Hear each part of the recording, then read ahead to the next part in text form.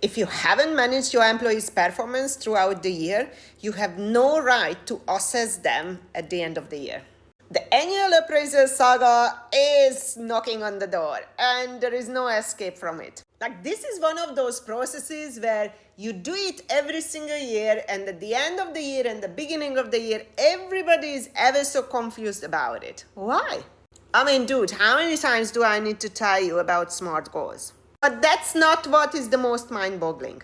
The thing that I'm most fascinated about it is that supervisors, managers, and leaders confuse performance measurement with performance management. Now, let me tidy this up for you. Performance management is about goal setting. It's about training. It's about continuous feedback. It's about goal tracking. It's about keeping people on the target throughout the year and giving them the tools, the support they need to achieve that.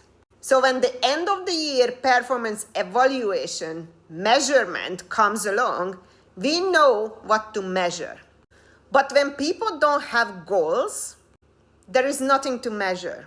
When people's performance are not being managed throughout the year, there cannot be evaluation, i.e. measurement of it. Because what are you going to measure? Something that you haven't looked at throughout the year? You maybe didn't even set KPIs. Now, you can still measure it at the end of the year if you set goals at the beginning of the year.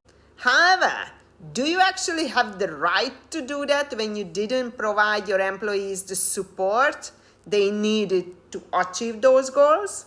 What makes this process even worse is the competency-based evaluation, because they are all just opinion pieces. These behavioral competencies, they are unmeasurable.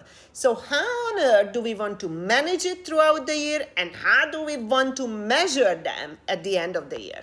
So basically, the whole process becomes an opinion exercise, which, let's be fair, nobody is interested in. Because I am not interested, and I'm not going to build my future and my career on Debbie's opinion about me. So if you don't have clear measurable goals and your manager, supervisor, or leader didn't manage your performance throughout the year, then they don't have the right to start with the annual appraisal, i.e. measuring your performance, evaluating it.